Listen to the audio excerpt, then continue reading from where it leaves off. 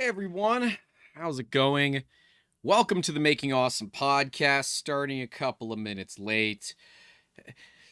It's been a morning. I am been crazy busy and I am behind on things. So I apologize that we are starting a little bit later than normal, but I hope everyone's day is doing well. This is episode 208, talking all about crowdfunding and its somewhat unique challenges here in the 3D printing industry, and specifically the fact that I really don't like crowdfunding because it is just, yeah.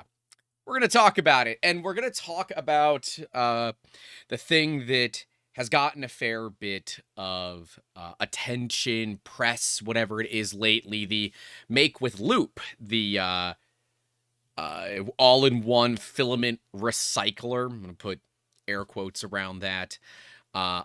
And for those that haven't seen the update, I am in contact with the company. They said my email went to spam, and they even provided proof. So, credit where it's due.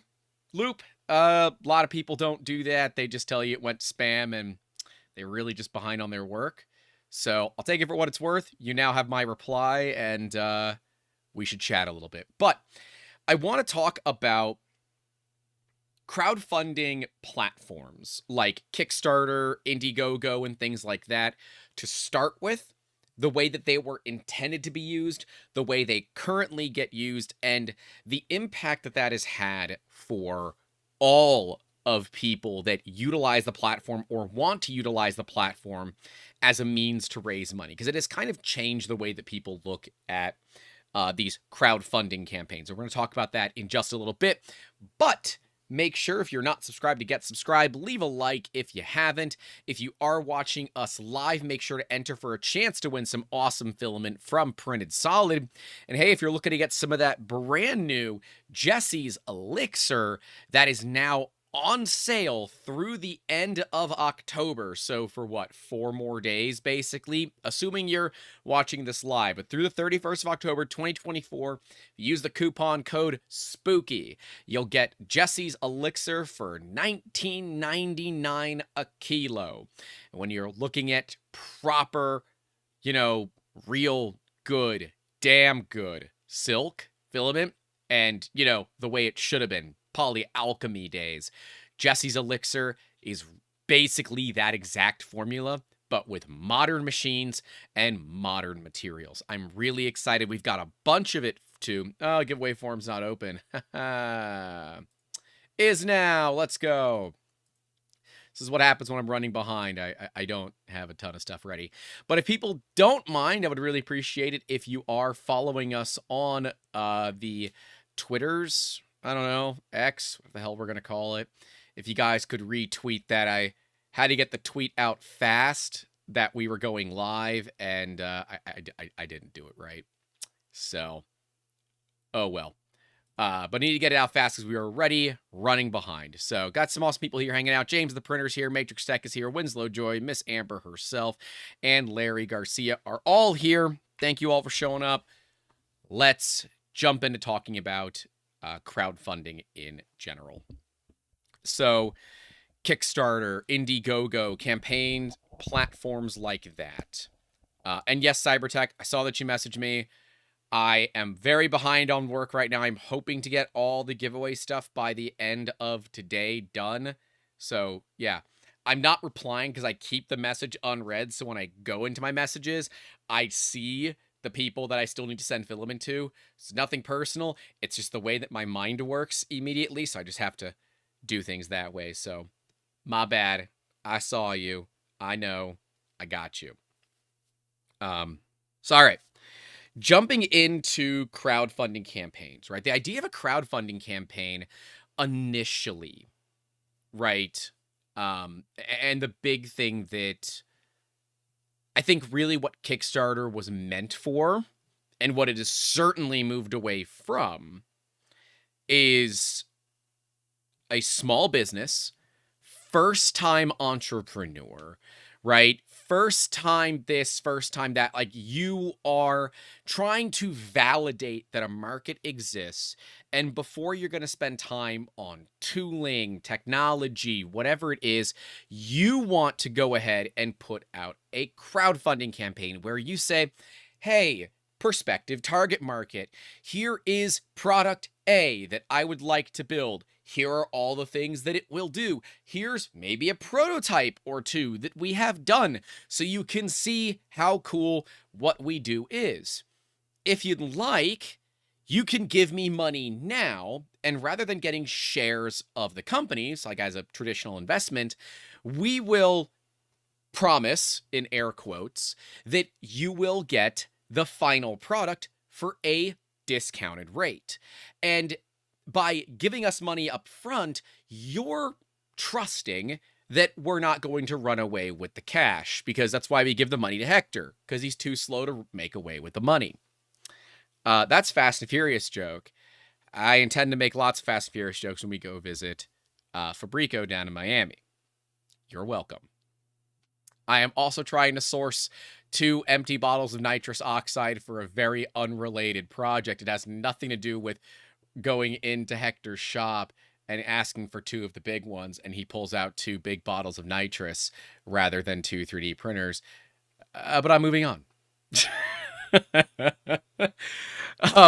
So when we're looking at crowdfunding, right, that was its goal, right? Its goal was to help small businesses and people that are taking a risk better understand who, if anybody, would buy their products. But what it has really turned into is a quasi pre-order system that heavily benefits companies that can spend hundreds of thousands, if not millions of dollars on the marketing side of it. And the numbers will surprise you. Okay, so I have some numbers from marketing agencies that we've worked with customers in the past for the amount of, so for every dollar they raise, it's how many cents it costs them to raise that dollar. And I think it's going to surprise you. But it's now turned into this, like, hey, we're going to use a platform like Kickstarter because we're new and we're hip, or we're well established and we don't care to build our own pre-order system, so we're just going to use Kickstarter and pay Kickstarter's fees because, I don't know, that makes sense.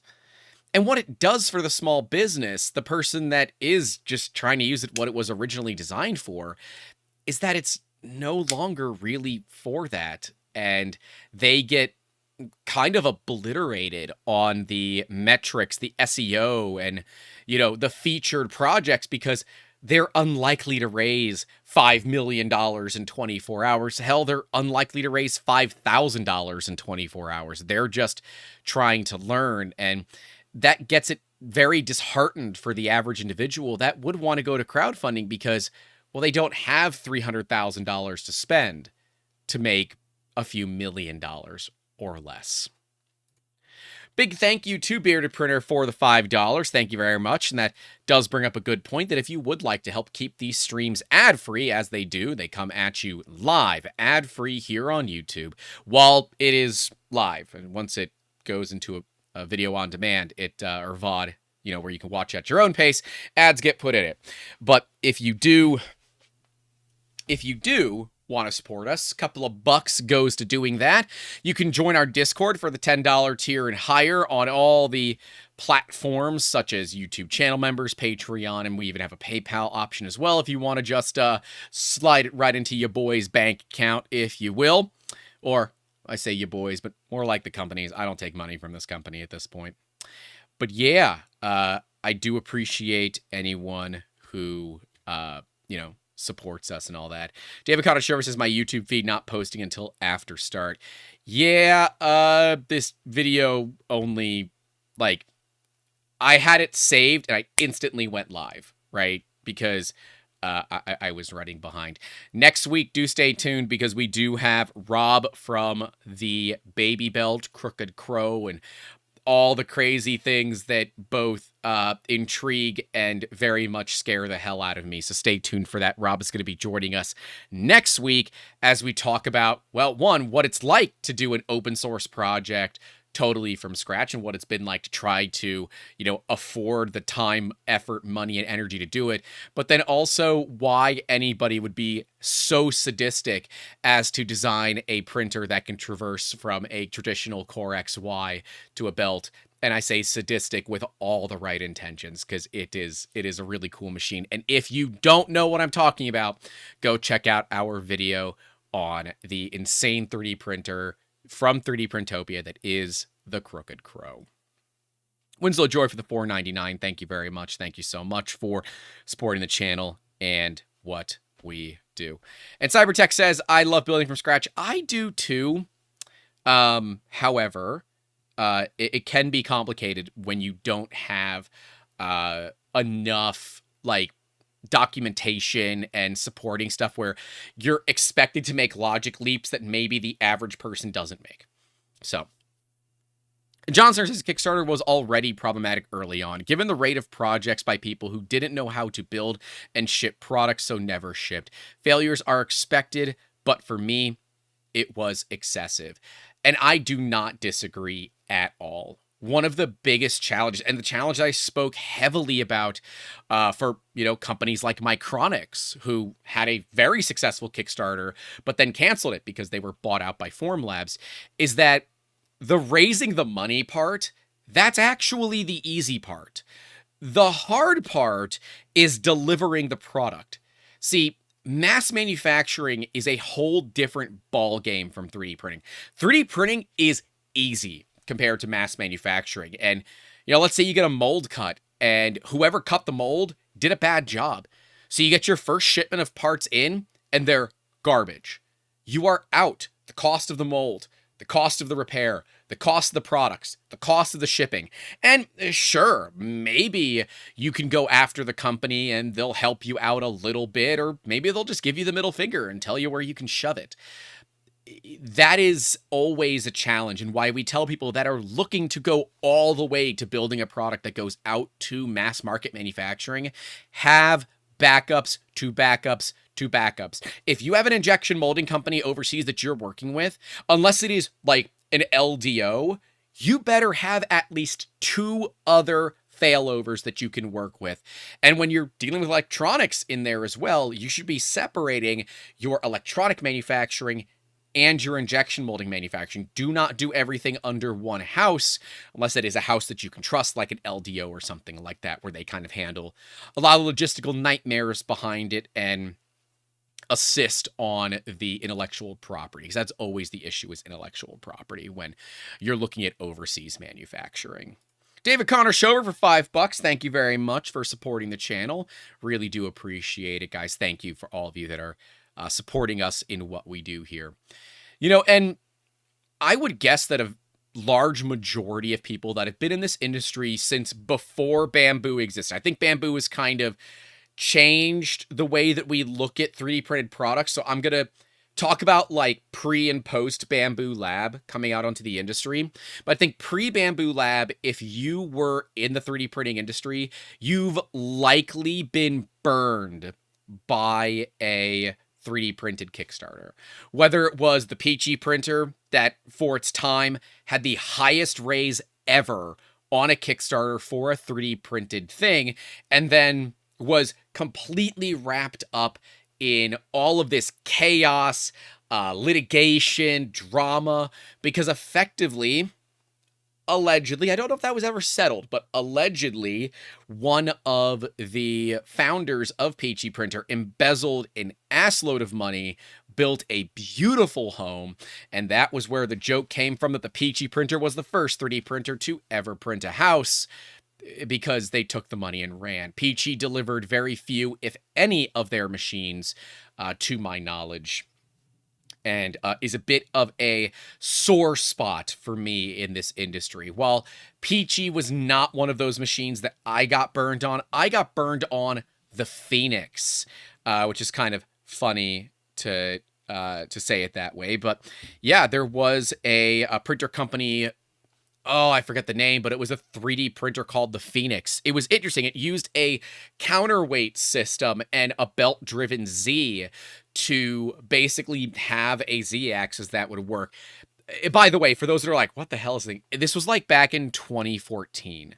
Okay.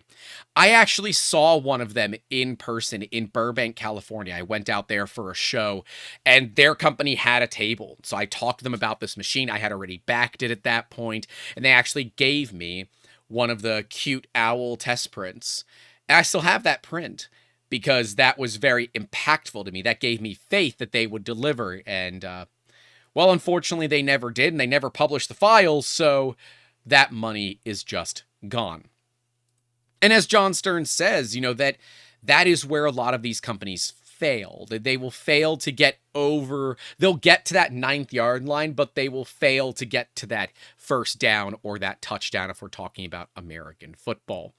Reth says, I do not think Europe has the same intellectual property issues as China does. I agree, but Europe also does not have the manufacturing capabilities as China does. And often you're paying roughly the same for European manufacturing as you would for American manufacturing.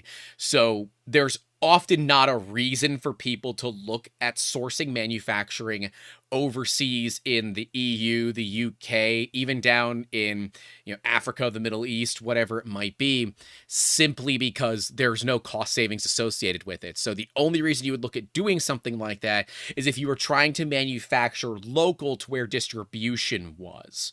But that would be a hyper specific user example. So, personal preference be what it is. So with Kickstarter, Indiegogo, and all of that, and specifically Kickstarter, right? The risk of Kickstarter was that they could run away with the money. The benefit of Kickstarter was that if you didn't hit your goal, all of the money from the backers, like, the money that Kickstarter put a hold on your card for, would go right back to you. The downside is none of the platforms that I'm aware of, and if there is one, someone please tell me, but none of the platforms that I am aware of actually have the protocol to deal with scam companies and businesses. And that brings us to Loop, right? And, some of the press that they've had, the fact that they were very quiet and just kind of, where that is. But before we get too deep into Loop, I want to talk more about the actual math behind Kickstarter these days. So Kickstarter these days, on average, this one's going to hurt, okay? On average, big companies that do real marketing, that raise lots of money on Kickstarter, that don't need Kickstarter, but use Kickstarter as a marketing platform, are spending between 40 and 60 cents for every dollar that they are raising. Now, there absolutely will be ones like Micronics where they did not spend a lot of money on marketing. Yes, they sent printers out to, a few content creators. We were not one of them, and things like that. But they didn't have that traditional, big push marketing campaign. Theirs was all grassroots, and that they were challenging the status quo of what existed out there. So, they were an exception to the rule. But looking at, and I'm going to use one of the companies that we work with, but, yeah, you kind of abuse Kickstarter, sorry. RevoPoint, Elegoo, companies like that don't need Kickstarter, but are using it solely as a marketing platform. They are the ones that are spending between 40 and 60 cents on average on the dollar for the money that they're making on Kickstarter. So if they're raising, let's go with $6 million, they're likely spending, somewhere in the range of 3 to 5 million? No. Well, yeah, 2 to 4 million to get that money. Then Kickstarter takes their fee, which I think is 10%. Which, that's a lot of money when you're looking at a $6 million raise. That's $600,000. And so the incentive for Kickstarter to take away projects like this is not there, because the success of a RevoPoint or an Elegoo or a Micronix on Kickstarter is a massive, massive moneymaker for Kickstarter. They don't care, and in fact, they're incentivized to look the other way, because if all they allowed were the smaller products for the smaller creators that do smaller things, you would end up making like $500, $600, $1,000, $2,000, rather than one project making you $600,000, right? You can run a very successful company when one customer makes you 600 grand, and they do it all the time. Cybertech with the $5 saying a little bit for the Flying Shed Fund.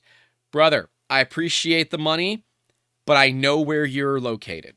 I know that you've talked about it, but you haven't talked about it specifically in this episode. So Cybertech is in one of the rough areas that got hit by Hurricane Helene. That's as much as I'm going to give away their location. I appreciate the funds, but brother, take that $5 in the future.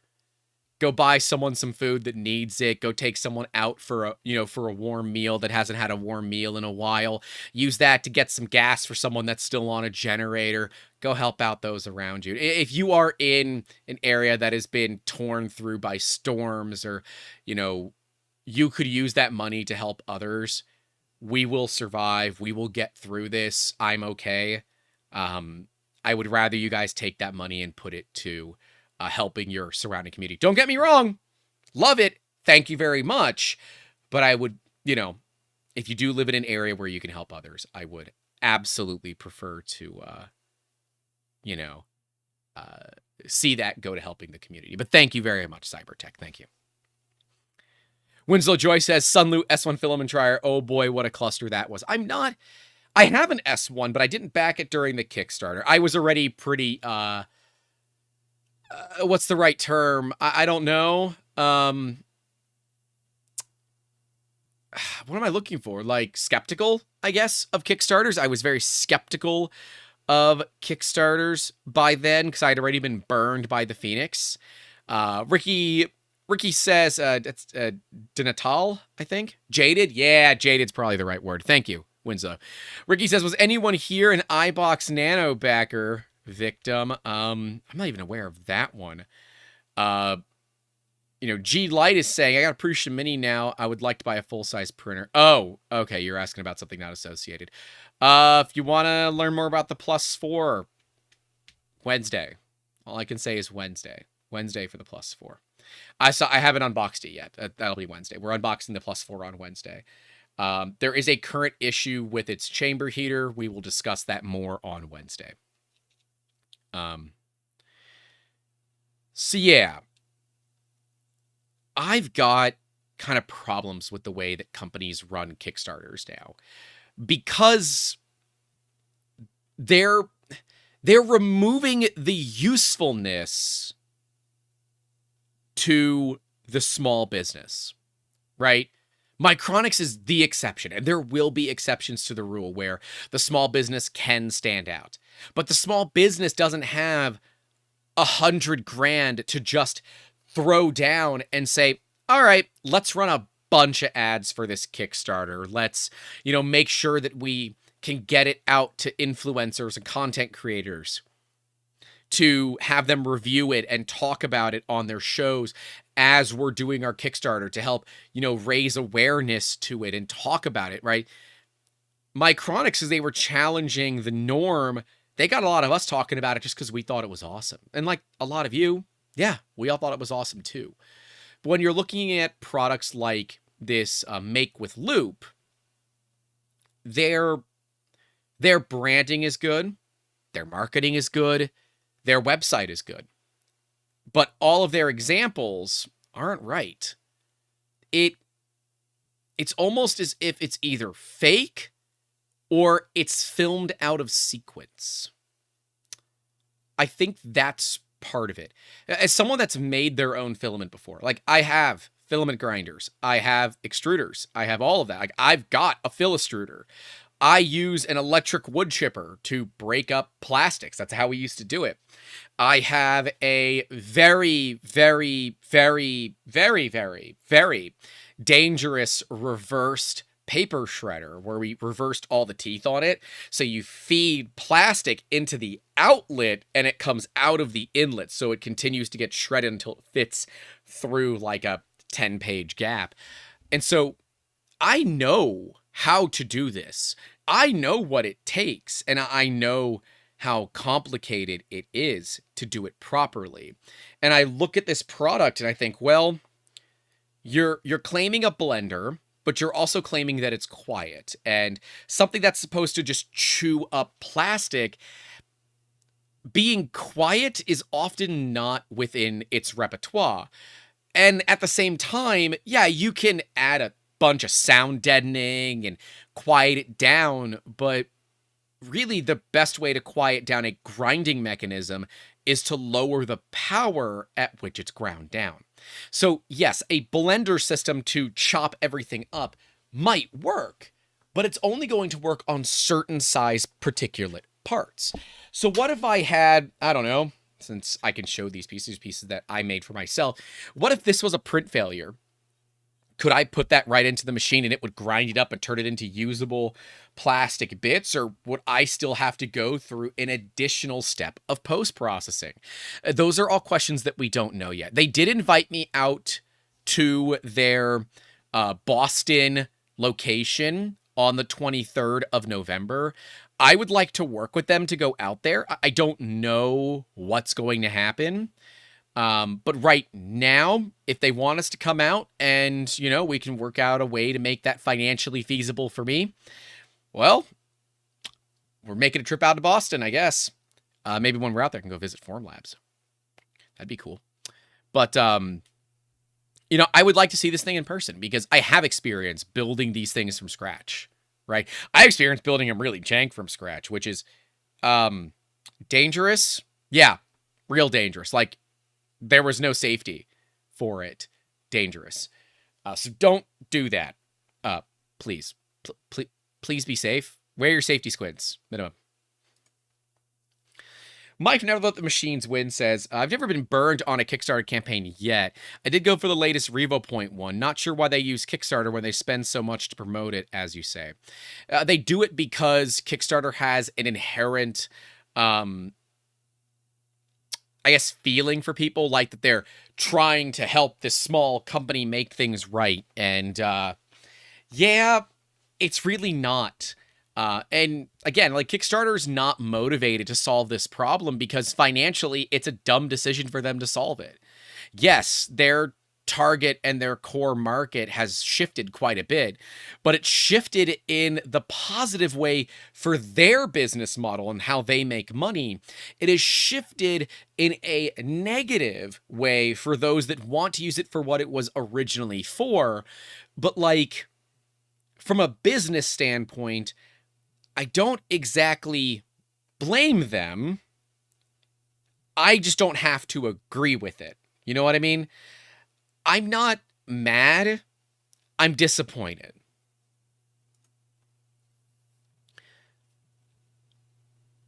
Ross says, do we need to create our own Kickstarter with blackjack and ellipses? Yeah, that's what Indiegogo was supposed to be. The problem with Indiegogo is that even if the campaign doesn't hit its full value, they still pay out. So money on Indiegogo is gone. And there's no guarantee. But like, how could you create a system that has a guarantee? You couldn't. There's no easy way to do it. Because what you'll deal with is, even if the product does get delivered, let's say the product gets delivered, okay? And great. Everything's happy, everything's cool, everything's good. But the product doesn't live up to expectation, doesn't live up to the promises. And now people say, well, I got delivered a product, but it wasn't the product that I was promised. I want my money back. Now the platform is required to give you the money back, but how does the platform be made whole by the company that used the platform, who could have then, at that point, ran away and said, we don't care anymore, have fun with the chargebacks, see you in bankruptcy court, right? Especially if they're in other countries that have, you know, less than great protection or, you know, less than great ways of litigating. What's your recourse here? It's nothing, right? So you have to understand that money for Kickstarters, money for crowdfunding, I don't like it, but its value exists in that it is effectively gambling. You are gambling that this company is not going to run away with the money, and we don't want to see that happen. Mr. Steve Builds is here, member for 17 months, saying howdy, 3D Musketeers, Amber, and everyone. We're going to be sending you guys over to hang out with Mr. Steve Builds. He's working on a Fies Tech kit. I forget what 100% it is. What is it? It is V0.2 Fies Tech kit. That's what Mr. Steve Builds is working on. I had to go back and look at it. So, yeah. John says, as a plastic filament recycler that doubles as a smoothie maker would interest me. Microplastics and macroplastics. John, at this point, just start swallowing support material. Just go ahead and get that GI tract problem started early on. You know what I mean? That's a joke. That's not advice. Don't be stupid. Forbidden smoothie. Yeah. And see, what a lot of companies miss that during filament recycling, so let's say you're recycling from a failed print, right? You have to add virgin material. Yes, you don't technically have to add, you know, raw virgin material that's never been extruded, but the material starts to degrade. As you extrude it, it work hardens, it starts to fail from you know, excessive heat cycling, basically. The crystalline structure gets destroyed. And that is what causes the filament to get worse and worse and worse. The other thing that you're missing is that if you're not like sorting your materials based on color and based on materials, you're going to get brown. All the time, you're going to get brown. So if you don't want brown, then you better start sorting your stuff now. We sort our plastic waste from our shop here. We have a PLA, a PETG, an ABS, and ASA. We put them together because they're considered the same as far as recycling goes. And then we have other. Now, with PLA and PETG, I try to separate for color, but we're just recycling it, so I don't really care too much about that. But let's say, like, we recently did a project for a client that was like 20 kilos of red PETG. All the support material from that, I still have it. It's in a box. So my goal was at some point to do extrusion with that failed material. So like I'm looking at this loop saying, well, hold on. I kind of like that. I think it's kind of cool. And I want to, you know, experience it. And I've got a bunch of material to play with. I also have a bunch of raw PLA, a bunch of raw PETG. I even have master batch colorant because I used to make my own filament back in the day. You know, when ABS was $60 a kilo, PLA really didn't exist for 3D printing, and a lot of us were still buying nylon trimmer cord as a means to print with a stronger material than ABS. Those were dark days. I regret a lot of what we did back then because it was incredibly dangerous. But hey, what is danger other than good stories at the end of the day? John says, we don't want to see companies running away with our money. That's the job of the government. Joke. I'm not opposed to taxes and services. I'm not either, as long as you get the value out of it. All right? That's all that I say. Speaking of government, if you are listening to this before November 5th, 2024, and you are in the United States and you are registered to vote, please get out and vote.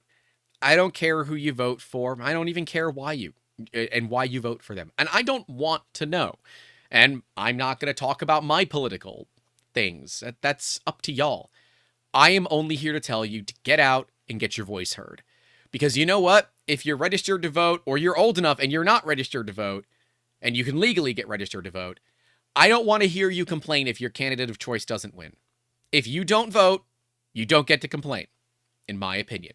It's just what I'm saying. We have a very big election coming up that could very much change the way this country moves. Depending on which side you're on, it's very positive, very negative, whatever it is. So, as Bearded Printer says, I'm a vote for that one individual because of reasons. Sorry, I hope that wasn't too much information. I got my early voting sticker. Go out, vote, get your voice heard, please. All right? That's all I got to talk about. Mike says, don't hate on brown. I don't. It is the least requested color that we get here in the shop. So I am statistically saying if you don't, really keep your colors separate, you're going to lose, color options. You're just going to get 50 shades of brown, right? And that's not great. Ross Conroy says, speaking of filament recycling, have you had a go with pultrusion of used drink/water bottles? I'm aware of it. I've spoken with Josh from Recreator 3D. We're friends. At some point, we will probably do one, but I don't drink soda. I have a well, so I just drink water out of the faucet. It's good, clean water. So I don't really have a lot of plastic bottles, and the ones that I do have end up getting motor oil put in them, or used motor oil, because I do all the maintenance for my car at my house. So I can, put it in there, then I go take it to get recycled, right? So, I don't really have a lot of plastic bottles laying around. I like the idea, but I think that a lot of it requires more effort than it's worth. And so for most people, because there's a lot of effort involved in doing it and the yield is not all that high, your overall value the average consumer would see from this is pretty low. Is it fun? Is it cool? Is it interesting to make, a Schweppes ginger ale bottle into filament so you can print with that same color? Hell yeah, that is super cool. But, something just to keep in mind, it is not all that efficient when it comes to producing filament. Thomas says, still have the trimmer cord I printed with last year. Yeah, trimmer cord is rough, man. YO Ben said, what is your time worth compared to just purchasing new filament?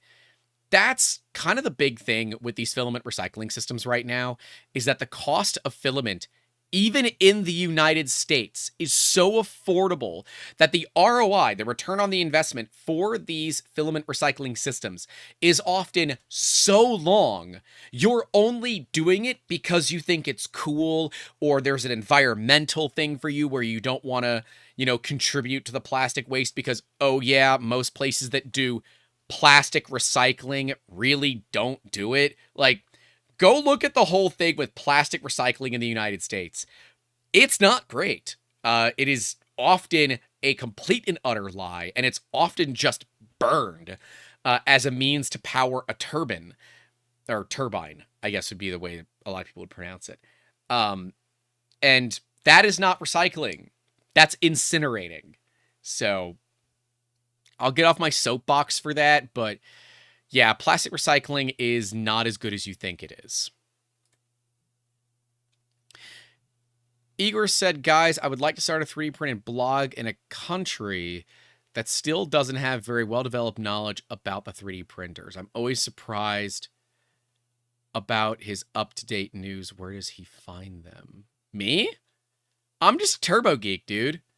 I just pay attention, right? I don't know. I've been doing this for 16 years in the 3D printing industry.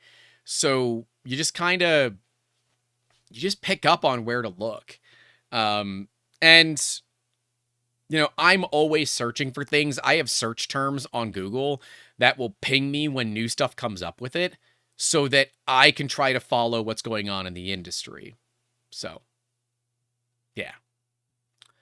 And Member Prototypes here. Hey, dude, Phil's here. Phil from Member Prototypes. If you don't know what he makes the super freaking awesome custom build plates for your 3D printers. We interviewed him recently, so if you want to go check out and learn more about that, that'd be awesome. I guess Phil was very sick on that episode, which he didn't tell me about because we would have rescheduled it, Phil. But it was really awesome to learn more about it. And we get to see his dog at the end. So if nothing else, that's totally worth it. Phil says, crowdfunding from large established companies is lame. It's from a small business that has some traction and proven experience, then I think it's okay. I totally agree. I want to see more small businesses do this. But at the same time, Kickstarter also gives the small business a bit of insulation that traditional pre-ordering just doesn't give you.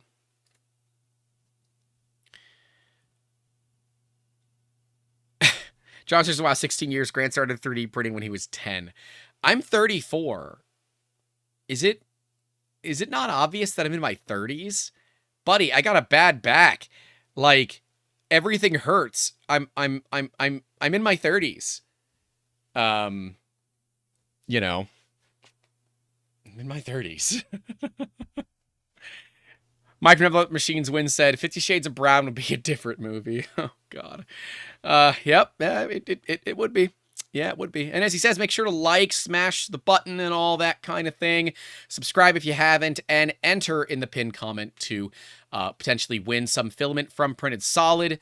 They are the sponsors of all of our live streams for the filament. So thank you guys for making that possible. And we love their filament here. We've been using it exclusively well before they were sponsoring us. And now Jesse's Elixir is available using the coupon code SPOOKY. Although I would have liked it to be Spoopy, because then I would have done it too spoopy for me. But fine, SPOOKY gets you $5 off a roll of Printed Solid Jesse's Elixir through Halloween 2024. So, yeah. Phil says he also has back issues right now. But I'm herniated from L3 down to S2. So, like, yeah, back problems. Let's go. Winslow Joy says, I don't want to hear it. You're still young. Yeah, I know. It's relative. I'm aware that it's relative. John Thurn says, I don't look a day over 60. Thank you. I appreciate that. I do. I do appreciate that. Carnelio? Sure, said, I literally just responded to your comment on Uncle Jesse's video of the scamish thing. I asked if you have any updates. Yes, they did finally email me back. So Made with Loop is a real company. They did email me back. They invited me out to Boston. But we haven't determined how that's going to happen. I would like to go. But financially, I don't know if that's going to be feasible. So we'll find out. But yeah, I sent Make with Loop a email on the 17th of October, and I heard back from them yesterday on the 26th of October. For whatever it's worth, no one could find their email. I found it in their privacy policy. That's where a lot of companies have a contact email because it is often required by law. So that's where I found it, and I emailed them. So unfortunately, it went to spam, apparently. So that was a bit of a bummer. So David Connor Shover says, wait till I am over 50. Yeah. I'm not looking forward to that. Sissy Kid says, just an audiophile card, dude. Yeah, you know, I'm a international man of ADHD. You know. David Connor Shover says, he wants to see more about PHA. We might have to have Mitch from Polar Filament back on to talk about PHA, because they do have a PHA filament. PHA is biodegradable. I guess Teaching Tech just did a video on PHA. I was planning a video on PHA. I've been printing with PHA. I actually need to get more PHA from Mitch. But yeah, I guess I'll have to wait a little bit, because I don't want people to think that, like, I'm copying Teaching Tech, because I'm not. We were just kind of working on the same thing at the same time, I guess. I don't really ever talk to him all that much. So, yeah. I haven't watched that video yet, but yeah, PHA is a really, really cool plastic. It is properly, truly biodegradable, but it is such a new plastic to the industry I am a little concerned about long-term health side effects of PHA. It's similar to asbestos causing mesothelioma, and things like that, where we didn't really know its dangers back in the day, but we know it now.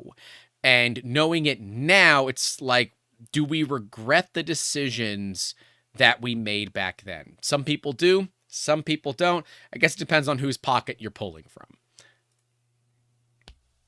So.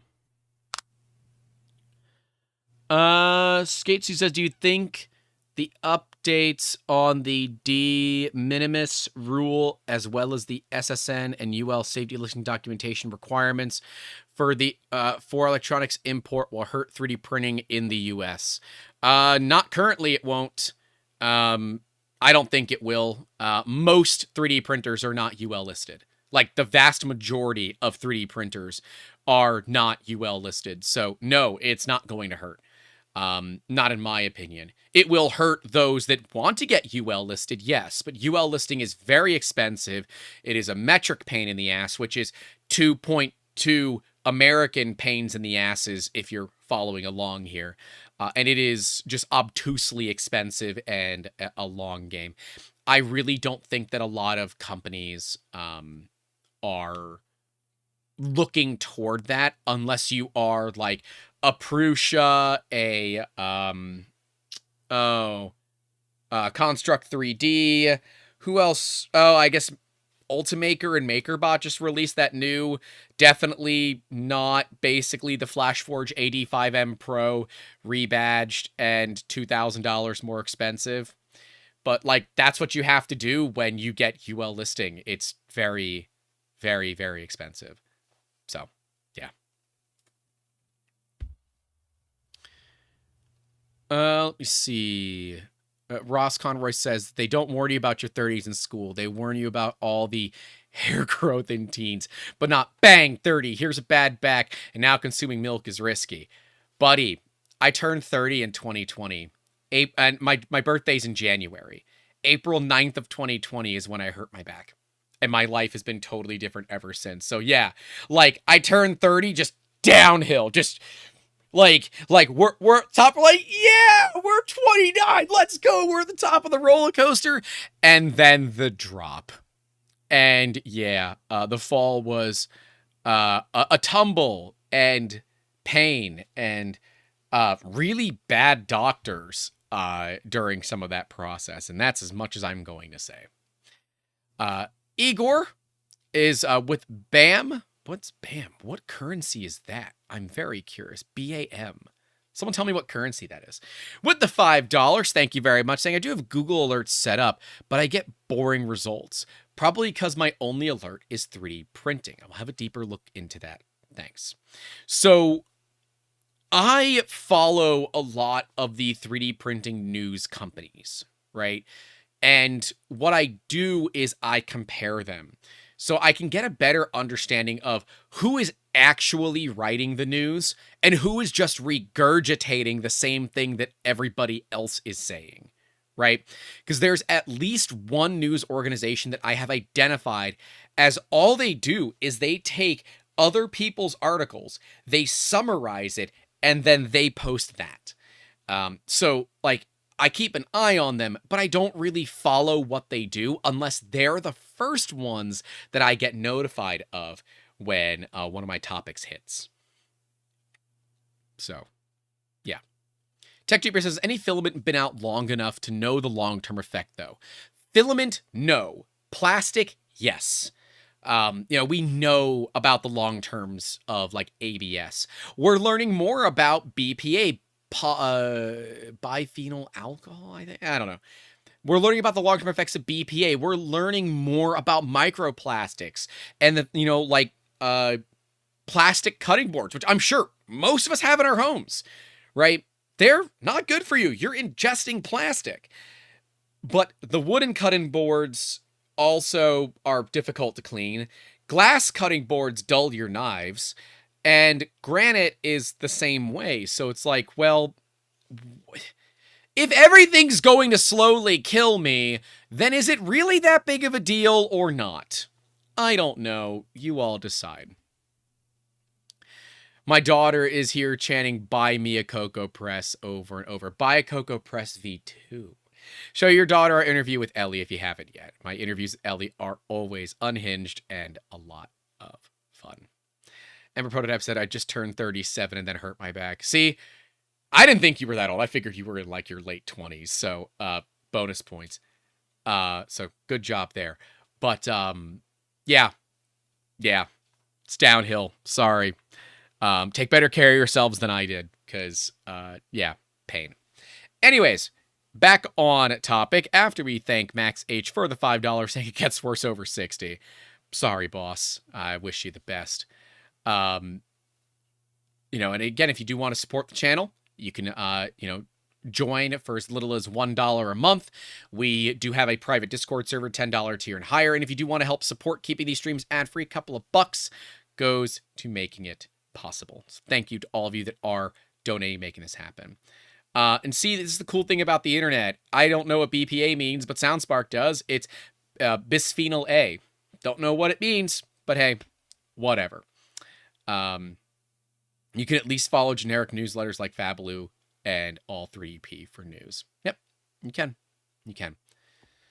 So Kickstarters themselves are really just turning into more of, hey, let's use this fun, trendy platform as the fun, trendy platform and not use it for what it's actually meant for. RevoPoint, to me, is probably one of the larger abusers of this, because they make themselves out to be a much smaller company than they are.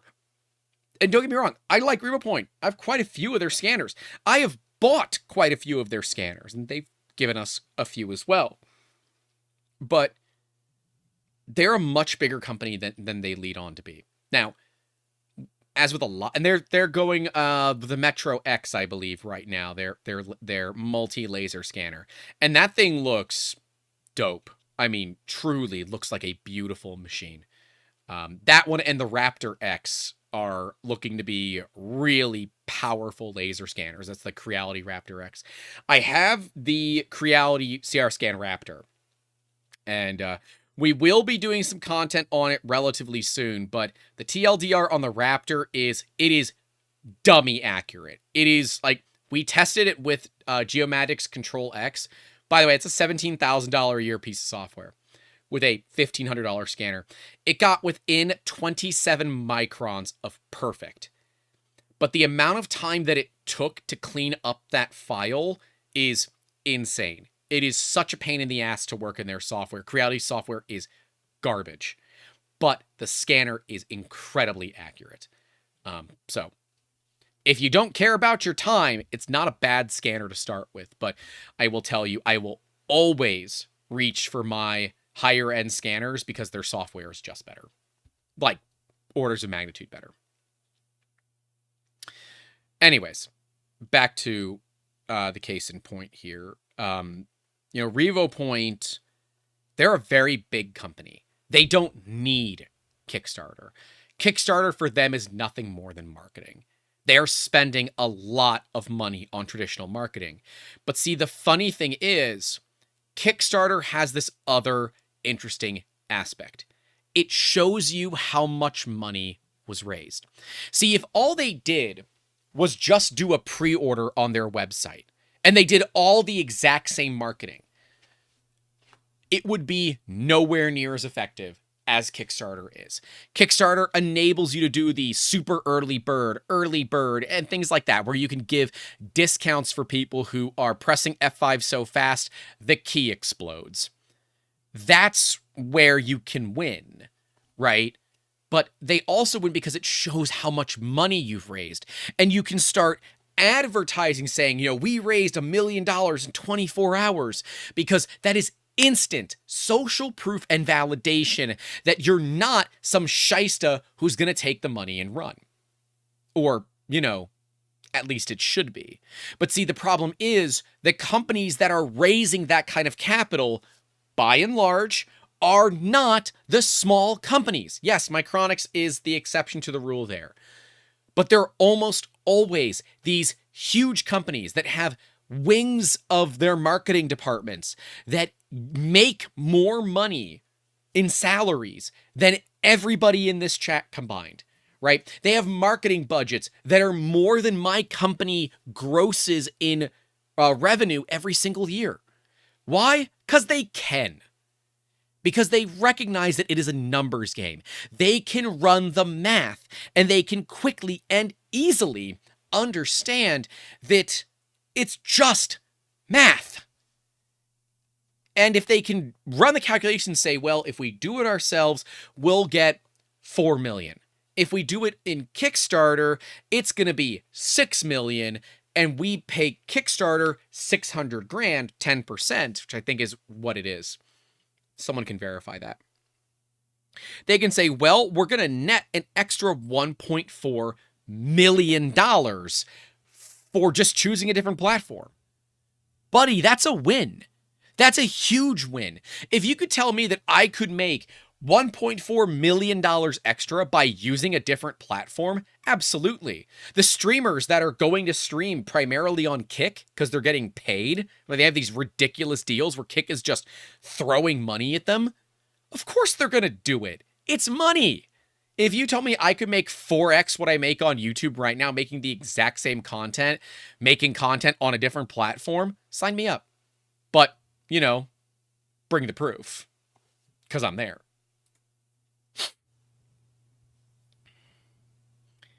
Ember Prototype says, it's just a platform for marketing hype generation at this point, which is honestly hard and takes a lot of work. It's true, right? Which he learned from firsthand experience.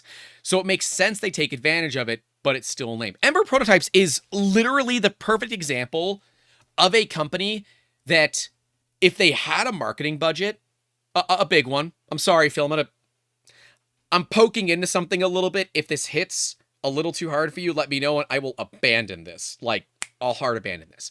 But if Phil could spend $200,000 on marketing and just, it is what it is, and know that it's a gamble, right? And know that it's a pretty safe gamble, would he do it? I would assume he would, right? But Phil is a solopreneur for the most part that I'm aware of, right? Maybe has a person or two assisting, but Phil can't make those risks. Phil can't spend $100,000 and say, well, if it doesn't work, we're still going to make a bunch of money. We're just not going to net as much as we thought we were going to net. But if it works really well, we're going to make millions of dollars.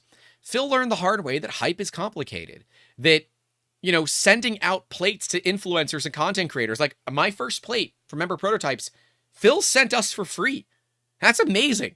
Phil is not in the United States. It is expensive to ship. It's a weird shape, so it's, you know, expensive there. But my plate is a real bamboo plate. That was before Phil was making his own plates. So Phil had the cost of buying the bamboo plate, doing whatever magic he does, then shipping it.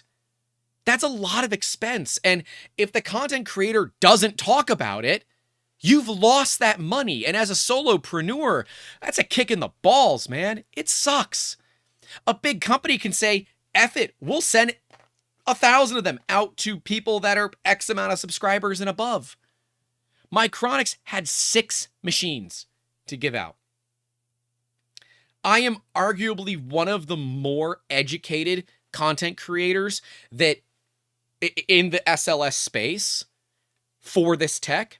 I didn't get one because our channel wasn't big enough. That's it. They looked at it and said, your channel is not big enough. The risk that we take of sending you a machine and the cost of what that machine is much higher than if we sent it to somebody like Joel or Uncle Jesse or whomever, right? Those people get better value because, well, they get more views. Like a bad video for Joel is an amazing video for me. That's just statistics, right? So it becomes a gamble, right? Cheaty sent me an X Plus 4. I've got a machine that has just started to get teased. I've had that machine for like 2 months and I can't show it on camera and they want me to do an unboxing of it. So they sent me a printer like 3 months early that I can't do anything with. It sits in the box. You know, we just got a Matter Inform 3. It's a scanner called 3. I worked with Matter Inform early on to just kind of talk about, you know, my thoughts on the industry, They went to Kickstarter to kickstart it, and they said, hey, we'd love for you to take a look at it once we ship units. I'm like, hell yeah. You know what? Yeah, I don't want an early unit. Now, Matter and Form is not a new company to the industry, but they're newer. They've been doing 3D scanning for a while, but they've been kind of quiet for like the last 5 years or so. And so they said, we want to send you one after we deliver our Kickstarter units. I said, perfect. That's what I want. Because I don't want one early. I want to see one when it's all said and done. And so I've got one. We're going to be looking at it, I don't know, maybe this week. Who knows? We'll find out. Phil said, yeah, it's tough, but I want to self-fund as much as possible. I can see a reality in which I might kickstart something in the future, but I'd still rather take individual pre-orders or something. I 100% agree with you, boss. We are self-funded here at 3D Musketeers, outside of a EIDL loan that we took during the times of human malware, which is a fixed loan at 3.75%, so it's basically free money. You know, we are also fully self-funded, right? We have grown considerably slower than companies that have millions. Like, if I had an extra $500,000 of funding, the amount of things that we could do here that would just take our company to the next level would be amazing. We're looking at doing all these marketing campaigns and things, and I ultimately have to sideline a lot of it because I don't have the money that a big company has to do a real marketing campaign. So it ends up being a lot of my time or a lot of time that I have to pay for from one of our staff. And that's where it becomes a problem. Instead of money, I can take time, but I'm already pretty limited on time and I'm very limited on money. So I'm not able to grow at the length that some of these companies that have these marketing budgets are. And that's where the abuse of the Kickstarter wagon really goes. And it's why, as the title says, I hate crowdfunding, because what it has turned into is truly completely against what it actually was when it first started. Ross says, with those cutting boards, I once heard a nutritionist say, don't worry about it. It's more important that you're using it to cook with healthy, fresh ingredients, the side effects of the board itself. That's fair. I would say have different cutting boards for different things. If you're going to have wooden cutting boards, have a wooden cutting board just for meat, one just for poultry, one just for fruits, vegetables, and things like that. It's a very common practice in, professional kitchens. It's called cross-contamination. You don't cut vegetables on the same thing that you cut meat. But the average home doesn't normally have more than maybe 1 or 2 cutting boards. Get a couple of extras. Get decent quality ones. I learned about getting good quality cutting boards from the local medical examiner. Because they use knives and cutting boards a lot, but it's not for food. It's for people. But hey, they have experience in it, so what the hell? Because I can't afford Wusthof cooking knives and things like that a chef might tell you to get, but I can afford to go to the local commercial kitchen stock center and buy a 5-pack of decent cutting boards. So, credit where it's due. Ask people weird questions. You might get some interesting answers. Christopher Elliott saying, Bamboo looks like a small company until you see the number and size of companies that own Bamboo in that recent lawsuit. Bamboo, in no way, shape, or form, ever looked like a small company to me. Ever. They're backed by one of the largest venture capital firms in the world. They're not a small company, never have been, and never will be. They're huge. David Conner Shiva says, Diamondback, a drill bit company that wanted to see if making printer nozzles was worth it. Yep. Diamondback has 2 parent companies. There's Champion X and then US Synthetic. As far as I'm aware, US Synthetic is the top dog, Champion X is in the middle, and then Diamondback is the baby down at the bottom. Diamondback is the result of, we do a lot of 3D printing in-house. And they they talk about this in their episode. We got to have the team back on Diamondback. Love hanging out with them. They're so much fun. But this was the result of, we do a lot of 3D printing for product development for, the diamond stuff in-house, but we're always using carbon fiber filaments because they look the best and the clients like the way that it looks. And we're burning through hardened steel nozzles. And we make diamond products all the time. Why don't we just make a diamond nozzle? Now, here's the thing. Diamondback is a bit of both worlds, right? They have the backing of a major company, but they don't have the marketing back of that major company because that major company doesn't sell to consumers.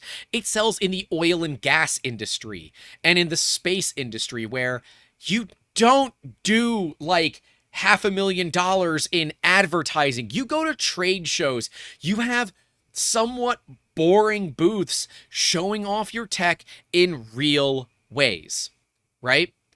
But when Diamondback made the nozzles, they did technically use Kickstarter very much as a pre-order system, but it was really validation as to whether or not it made sense for them to actually take this outside of internal development only.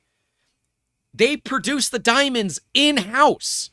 They make discs of diamonds. It's like 5-carat discs of diamonds. So cool. And then they can just mill a nozzle at it. Well, it's lasered, but you get what I'm going at. They didn't need Kickstarter. They used Kickstarter to validate a target market, which is kind of the way that Kickstarter works. They had, and go look at Diamondback's Kickstarter. Their marketing for it is not amazing. You would look at that and think that they're like a company of 7 people, because technically they are a company of 7 people, but they have parent companies that are much, much, much larger. Like Diamondback doesn't own the diamond making machine. Champion X and US Synthetic own those machines, and then they use it in the off time, or they add their pieces in when other diamond parts are made. They found ways to utilize downtime and extra space on these diamond discs to make things more profitable. But we've also seen that they've been modifying the way their nozzles are produced. They've changed it, and have we done the Diamondback interview yet? I think we did. Pretty certain that we did. If we didn't, it'll be Monday. They went from a sharp nozzle, so it would come up and then it was just a flat, to now it comes up and then there's a curve now. It's got a fillet rather than just a here and then here. They went with the fillet because they found that that sharp edge, if you're over extruding a little bit, it would shear off the top bit of that over extrusion and it would get stuck around the nozzle. They're also moving away from brass and into a copper alloy to give you better thermal conductivity down to the actual diamond tip as well. These are all a big deal. These are all a big deal that will make their nozzles perform better. I think their nozzles perform great. It's why we run them.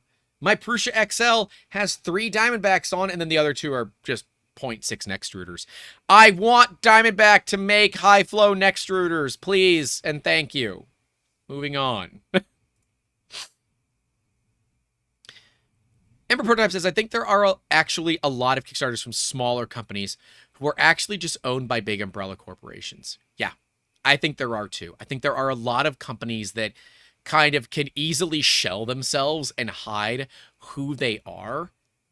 And it's kind of easy to figure it out. It's the ones that appear to be very small, but have a beautiful Kickstarter. Because traditionally, small companies don't have the time, effort, or energy to make a beautiful Kickstarter. They're just putting it out there and seeing if people want to buy it.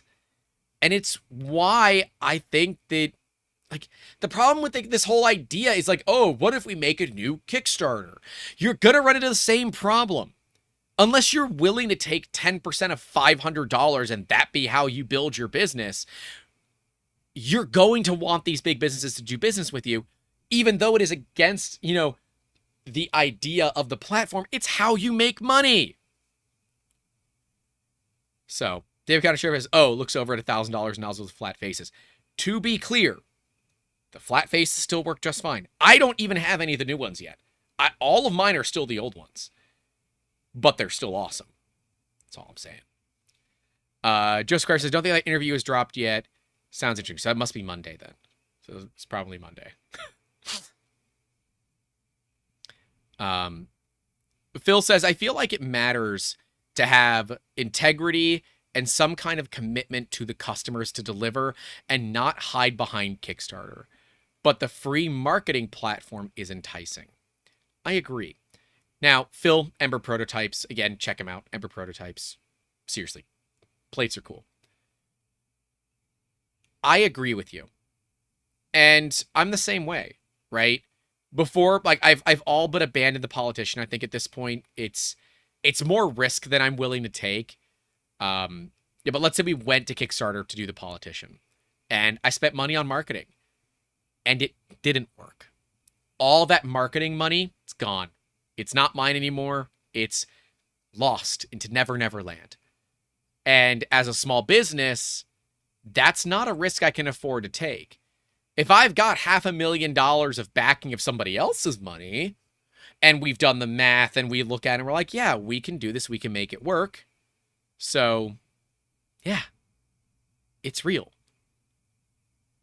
But if it's just my money, it's a little bit harder for me to do. Gilbert Nahr says, yes, Diamondback is working on an extra nozzle. It is really close to production. Well, if that's public knowledge, then yes, I am aware they're working on it. I didn't know that was public knowledge. Yeah, I guess it's public knowledge. So, yeah. I believe that Kickstarters and all of that still have value. And certainly if you're a consumer and you're looking to get a good deal, it's hard to ignore like the Revo Point Kickstarter for the Metro X and say, that's what I want. I can spend less money and get it now. Traditionally, I will say that places like Revo Point, when the product goes on retail sale, will often get discounted down to at least the early bird price for Kickstarter. And often the first iteration of the software of these 3D scanners is pretty bad. And I often recommend to wait at least 6 months when the product is out to give the software some time to mature. Because again, these are hardware companies that happen to make software, whereas I really like Artec, who is a software company that also happens to make hardware. So, yeah. Gilbert says he emailed them a few weeks ago, and they mentioned it at 3D Printopia. So there you go. Confirmation. I have a feeling that we talked about it in our interview, too. I forget. It was long enough ago. There was a hurricane. I'm missing a shed. I'm tired is the easiest way to describe that. So, how do I feel about Made with Loop, right? Well, I feel like they're a real company now, but I am worried that Make with Loop is one of those big companies that's actually hidden and is fronting as a small company. I don't know who or why, but their website just looks too good to be a startup. Now, Deposition Sound is the same way. Their website is amazing, but they are literally just two dudes. One of them just happens to be a professional programmer and web dev guy. So, like, they got lucky that they had a guy for that. Maybe Loop does too.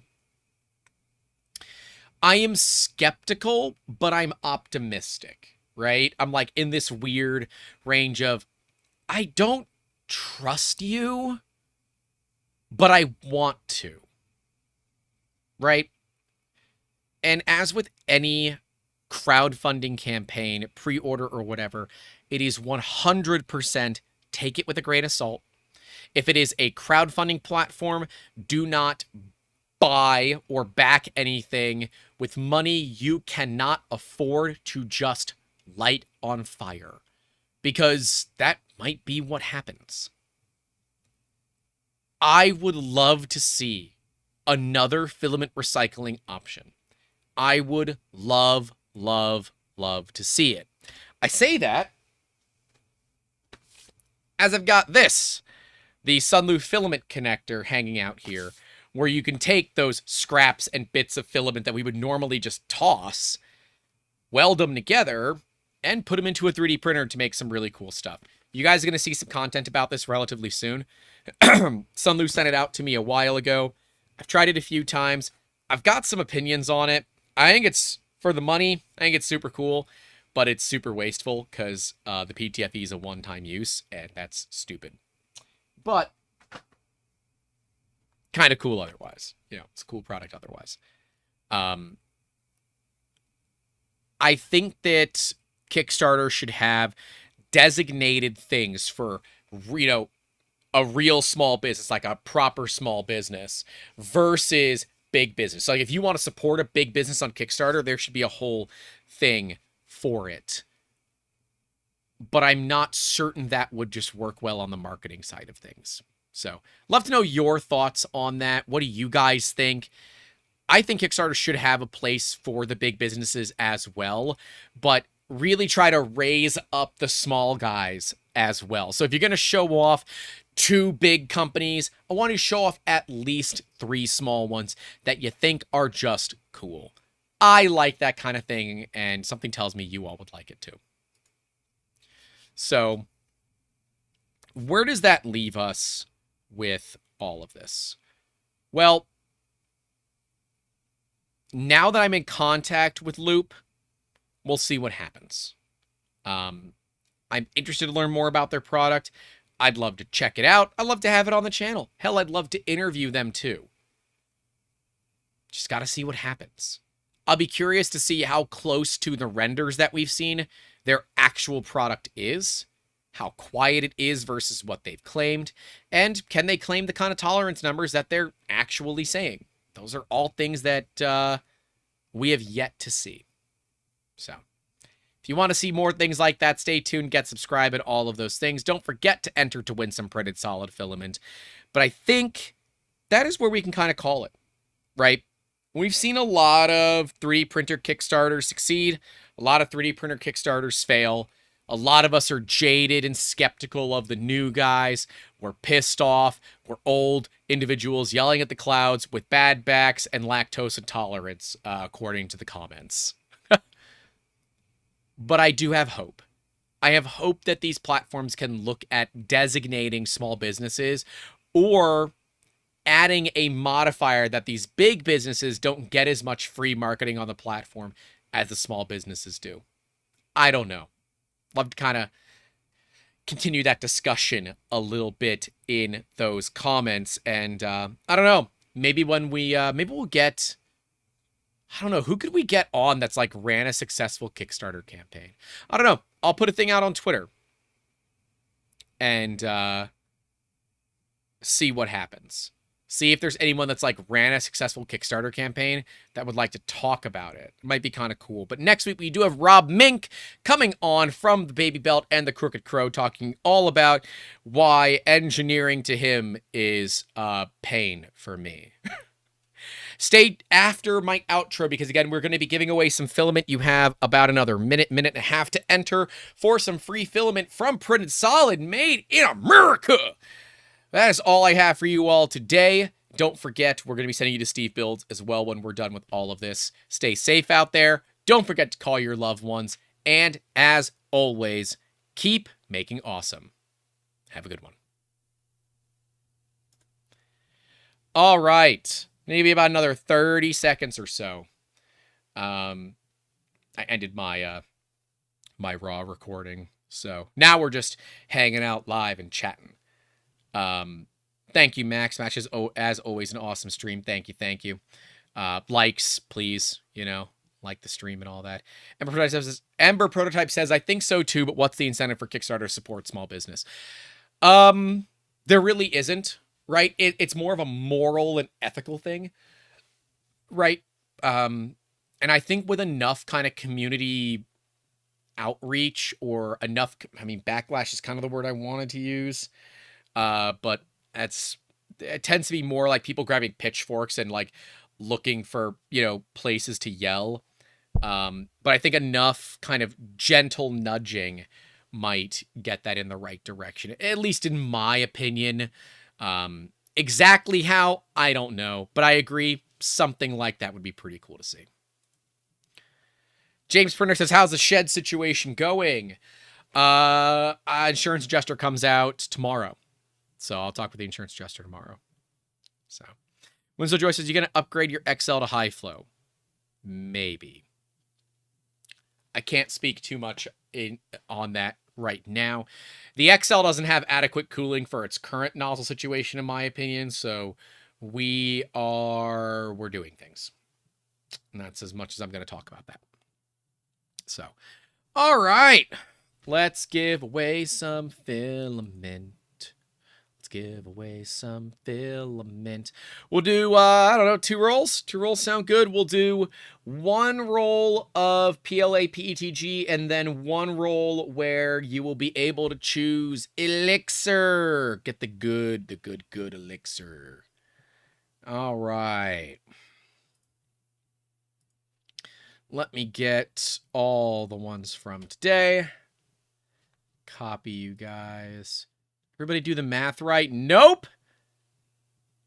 Everybody did not do the math right. Y'all. Guys, it's not difficult math. I know that it's tough to do a math question, but gotta do the math right or you don't win. Give me a second. Getting Wheel of Names pulled up here so we can get this done. Give away a couple of rolls, and then we'll send you to go hang out with Mr. Steve Builds himself as he works on a V0.2 from FizeTech. I heard someone say FizeTech the other day. I don't know if that's right or not. I don't know if I'm doing it right or not. I don't know. Anyways, let's spin the wheel.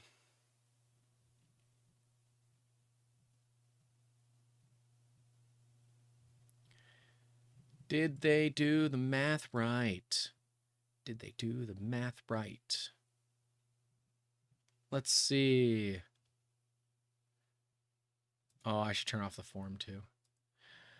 Did they do the math right? Let's find their name. Where are we?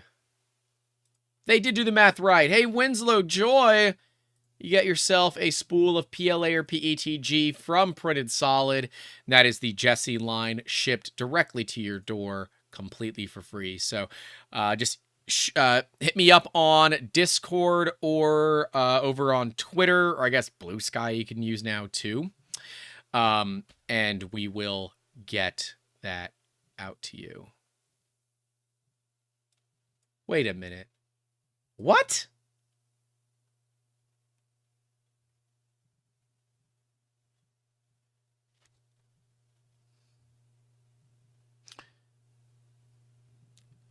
You know who you are? Why did you put my company? And you got the math wrong. You put your display name as me, and you got the math wrong. You don't win. I'm sorry. I can't. I can't. I'm sorry. I am 3D Musketeers. Look at me. I am the 3D Musketeers now. I'm sorry. I can't do that to you. YO Ben is YO Ben in the chat. YO Ben. WYO Ben. Sissy Kid says, your passion, perspective, and knowledge of these topics is refreshing. Thank you. Hey, I try, man. I really do try. I really do try. Christopher Elliott says, a 3D modeler who had some successful Kickstarter for D&D models, mostly Dice Towers. Her name is Kim Burry, and she published a Kickstarter as Fate's End. I know it isn't 3D printed hardware, but she might be open to an interview. Yeah, I'm down for that. Is this person here? YO Ben, WYO Ben? Because if not, I'm giving it to somebody else. Because someone, let's see if they're here. Yeah, they're here. I need them to comment, though, or someone else is getting this roll of elixir. Because if not, I'm giving it to somebody else. So, Filthy Phil, you say you're leaving. But, If they ain't here, they ain't getting it. All right. That's enough time. Bye now. Sorry. Too bad. You gotta be here to win, man. You gotta be here to win. So who's getting it? Who's getting it? Let me make sure you did this right.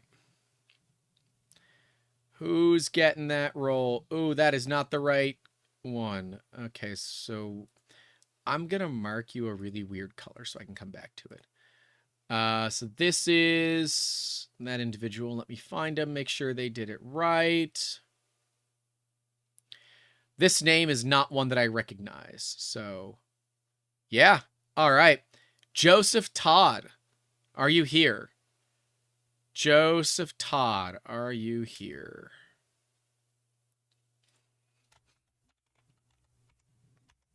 I can see you in there.